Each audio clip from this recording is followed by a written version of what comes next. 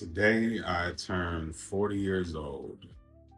When I turned 30, I felt like I was going through this big transformational shift in my mind, my body. And I like really took that 30, you turn 30, you hit that wall physically, all the stuff you felt in your 20s comes back to you, all the stuff you ate, all of that stuff. So I really took that serious. So when I turned 30, I changed my diet completely, lost 100 pounds in a year almost. And it was something that I have been able to keep off. And just going through that whole decade and the ups and downs and all of the things that I've gone through in a 10-year window, it makes you reflect on everything because you will never see that decade again. You will never be in your 30s again. Now, wisdom, you know, that the whole age comes with more wisdom and more insight and your ability to think things through, clear heads prevail, all those things. It sounds good. But if you're somebody who, and I can't speak for all people who turn 40 or also people that have birthdays at the end of the year, but when you couple end of the year birthdays with the fact that you're turning 40, you're reflecting on not just that year, but you're reflecting on that midlife point. So when people talk about midlife crisis, that is a real thing. It is a not necessarily a crisis, but it's a inflection point where you are like really trying to figure out, what is my purpose? Am I in my purpose? What should I be doing? What shouldn't I have done before to not repeat those mistakes going forward? It's just a lot and it hits you all at once. Now, I've never been a huge birthday person. A lot of my family, friends always get on me because they're I don't sell it up enough or I don't celebrate it the way that others do. And that's just my personal choice. To me, it's just great to be alive each day. But as far as the actual birthday itself, I've just never really been into birthdays. Part of that is, I grew up in a cold climate in Cleveland, and your birthday occurring in the end of December, end of the year after holidays, people kind of forget it as an afterthought. So I learned to basically not care as much because other people around me didn't care as much.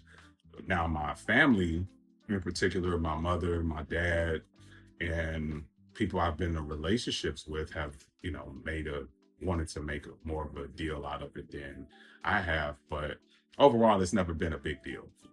You just want to be, at least for me, I just want to be surrounded by love and people that legit care about my well-being. It could be one person that's good enough for me. I'm fine. But I didn't know how I was going to feel like approaching this age as a Black man, especially where our age and life expectancy is not even 70 years old. So knowing that you're at that halfway point, past that halfway point, it really does make you think of all of the friends that you lost. I've lost a lot of friends. Some just had medical issues, some developed medical issues over time, and some made poor life decisions. And here we are doing a video, at least for me. I don't know who's going to watch it. I don't really do it for that reason. I just felt like it was something that I wanted to do for myself, which was record just my thoughts of how I feel in this moment and kind of letting it out, because I'll never see that decade again. I'll never see that decade again. And once you hit 40, you feel like your way of seeing life in terms of how much of your peak earning years, how much time do you have left? And as somebody with arthritis, which unfortunately I have osteoarthritis. So my body is way past the age of 40. I may not look it, but my body feels like a 60-year-old man. So it really does bring 40 into perspective, because you feel like you're on an accelerated path to a walker sometimes, or just to old manville. But I do the best I can to stay as sharp physically, mentally, and emotionally and spiritually as possible. But I think the biggest takeaway that I have from my 30s and hitting this age of 40 on this day is I made a lot of mistakes in my 30s. And people may not see them as mistakes, be it I'm my hardest critic. I feel like I wasted a lot of resources. I made impulse decisions that if I could have went back, not just financial, but just how you evaluated relationships personally, professionally, all of those things, where I thought that I would be in a certain place that I'm not in. So that kind of sits with you and you kind of get a little down on yourself, and you look up and you're like, here I am. And it just all hits, because like I said, it's the trifecta. It's the end of the year. Your birthday occurs at the end of the year, and it's also a monumental birthday approaching the age of 40. So you start thinking about prostate exams more. You start thinking about all these health concerns. You start thinking about your reproductive system and parenting and all these different things, and just wanting to be a better human.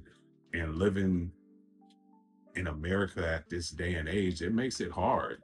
It makes it hard to get up in this society to feel motivated each day.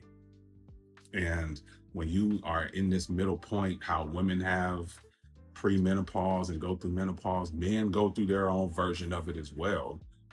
So that irritability, that how quickly you're frustrated with certain things, it just, and I'm already bald, and I've been bald for 15 years. So that's what it's like. You can't say, oh, I lost my hairline. So it's like, man, I got to do the best I can to save what I got.